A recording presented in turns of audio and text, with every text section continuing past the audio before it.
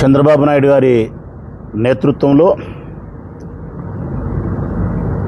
పోలీసుల పనితీరు ఏ విధంగా ఉందని చెప్పి రాష్ట్రమంతా ఒకసారి చర్చించుకునే పరిస్థితి ఆవశ్యకత ఏర్పడింది. అంతకుముందేమో క్రాంతి కుమార్ ఒక అబ్బాయి సూసైడ్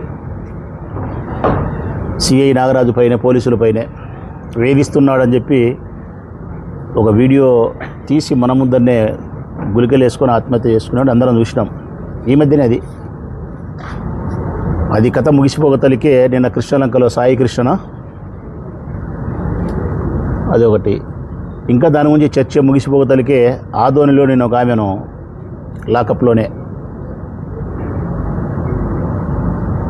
ఈ రాష్ట్రంలో కానీ ఈ దేశంలో కానీ ప్రజలందరూ ఎన్కౌంటర్లు చూసింటారు, లేదంటే లాకప్ డెత్లు చూసింటారు. ఇది లాకప్ డెత్ అని మాట్లాడుతున్నారు. ఇది లాకప్ డెత్ కాదు, లాకప్ దహనం. ఇది దహనం. లాకప్ డెత్ అంటే లాకప్లో చంపేసి మృతదేహాన్ని వాళ్ళ అమ్మకో నాయనకో పిల్లానికో ఇవ్వడం. ఇక్కడ మృతదేహమే లేదు, అవశేషాలే లేవు. ఒక తల్లి గర్భము బూడిదైపోయింది,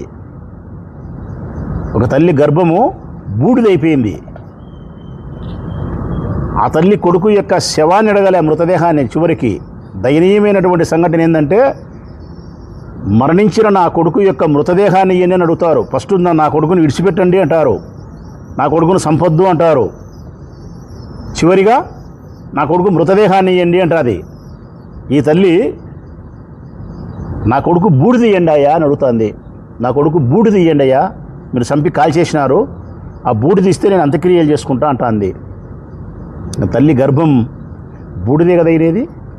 దీన్ని లాకప్ డెత్ అంటారా, లాకప్ దహనం అంటారా? నేనైతే లాకప్ దహనమే అంటా.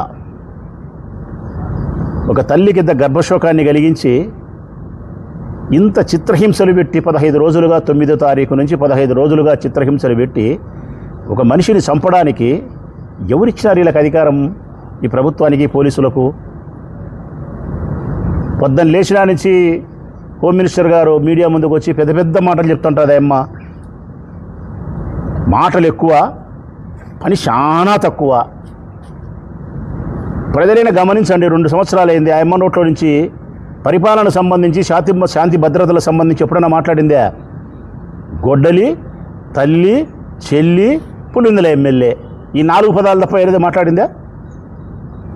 గొడ్డలి, తల్లి, చెల్లి, పులిందల ఎమ్మెల్యే జగన్మోహన్ రెడ్డి. ఈ 4 పదాలతోనే 2 సంవత్సరాల కాలయాపన చేసింది ఆమె.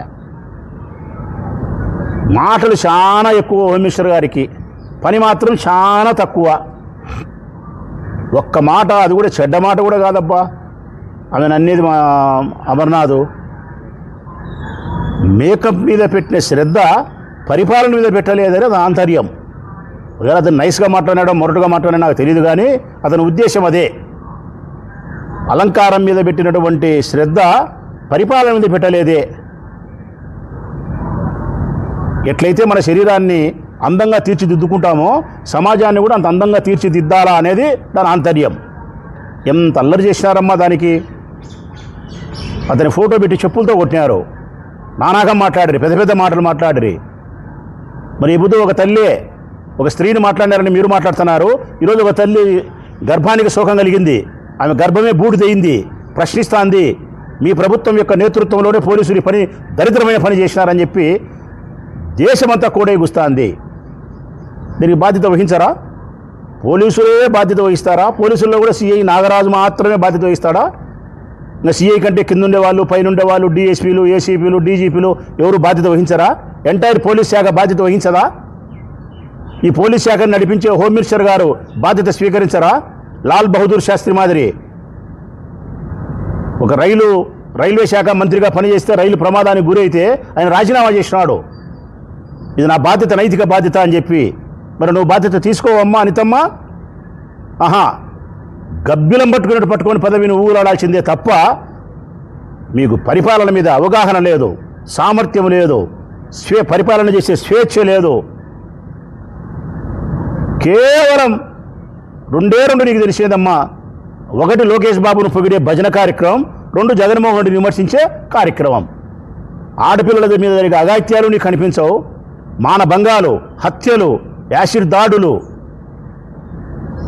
ఇట్లాంటి లాకప్ డెత్తులు, లాకప్ దహనాలు ఒకటా రెండా మూడా? చంద్రబాబు నాయుడు గారు బాధ్యత వహించరా? పోలీసులు, హోమ్ మినిస్టర్ సరే, ఈ రాష్ట్రానికి ముఖ్యమంత్రి చంద్రబాబు నాయుడు గారు, ప్రభుత్వాన్ని నడిపేది ఆయన. మరి ఇంత ఘోరమైన జరిగినప్పుడు రాష్ట్ర ప్రభుత్వము జవాబుదారీతనంగా మాట్లాడదా?